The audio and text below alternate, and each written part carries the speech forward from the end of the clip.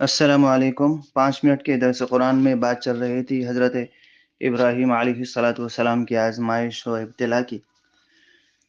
دوسری جگہ اللہ نے ارشاد فرمایا کہ فلما بلغ معه السعي قال يا بني انی ارى في المنام انی اذبحك فانظر ماذا ترى۔ سورہ صافات آیت نمبر 102۔ اللہ نے ارشاد فرمایا کہ جب ان کے فرزند حضرت اسماعیل جب بڑے ہوئے، شعور کی عمر کو پہنچے، معه السعي بھگ دوڑ کی عمر کو پہنچے، سمجھ و شعور کی عمر کو پہنچے، یعنی 8-10 سال کی عمر کو پہنچے، تو حضرت ابراہیم نے خواب دیکھا علیہ السلام۔ وہ خواب میں یہ دیکھا کہ وہ حضرت اسماعیل اپنے فرزند کو ذبح کر رہے ہیں۔ نیند میں سے پریشان ہو کر کے اٹھے، پسینہ پسینہ ہو گئے، کیونکہ انبیاء کا خواب وہی ہوا کرتی تھی۔ ہمارا خواب پھر بھی ایسا ویسا ہو جاتا، لیکن انبیاء کا خواب فیکٹ ہوتا، وہی ہوا کرتی تھی۔ پریشان ہو کر کے اٹھے، پسینے پسینے ہو گئے، پھر بھی نظر انداز کر دیا۔ دوسرے دن پھر یوں ہی خواب، تیسرے دن پھر یوں ہی خواب۔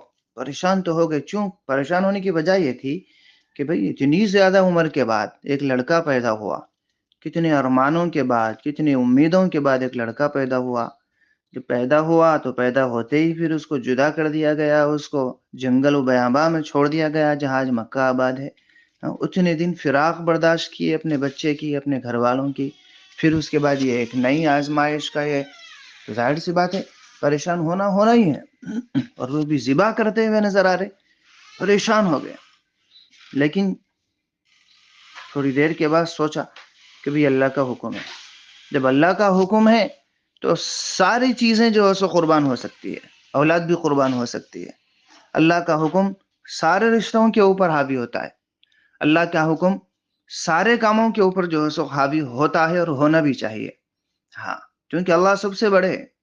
اسی وجہ سے ہمیں مؤذن ہر دن کان میں 5 ٹائم یہ بات ڈالتا ہے کہ اللہ اکبر، اللہ سب سے بڑا ہے۔ آپ جس کام میں بیٹھے ہو، جس کاروبار میں بیٹھے ہو، جس بزنس میں بیٹھے ہو، جس آفس میں بیٹھے ہو، یہ سب کے سب اللہ کے سامنے چھوٹے ہیں۔ سارے کام سے بڑا اللہ ہے، لہٰذا اللہ کے سامنے ہر چیز قربان کی جا سکتی ہے۔ یہ سوچ کر کہ انہوں نے اب طے کر لیا، اب قربان کرنا ہے، تو بچے سے پہلے مشورہ کیا۔ قال فلما بلغ معه السعي قال یا جی اللہ تعالیٰ نے حضرت ابراہیم علیہ الصلاۃ والسلام نے اپنے بچے سے پوچھا کہ میرے بچے، میں نے ایسا خواب دیکھا ہے، بتاؤ تمہارا کیا منشا ہے۔ بچے نے کہا افعل ما تؤمر، میرے ابو جان، میرے ابو، آپ کو جس بات کا حکم دیا گیا آپ اس کو پورا کریے۔ ششدر رہ گئے، حیران ہو گئے۔ حیران اس لیے ہوئے کہ اتنا سا بچہ اور اتنی جلدی ماشاءاللہ میری تربیت میں پورا اترا۔ خوشی بھی ہوئی، حیرانی بھی ہوئی۔ پھر اس کے بعد رسی وغیرہ لے کر کے نکلنے لگے، اور نکلنے سے پہلے اپنے امی سے، بچے سے کہا کہ اپنے امی سے مل لو کہ ہم جا رہے ہیں۔ کہاں جا رہے ہیں؟ تو ابو نے فوراً کہا کہ میرے دوست سے ملانے جا رہا ہوں۔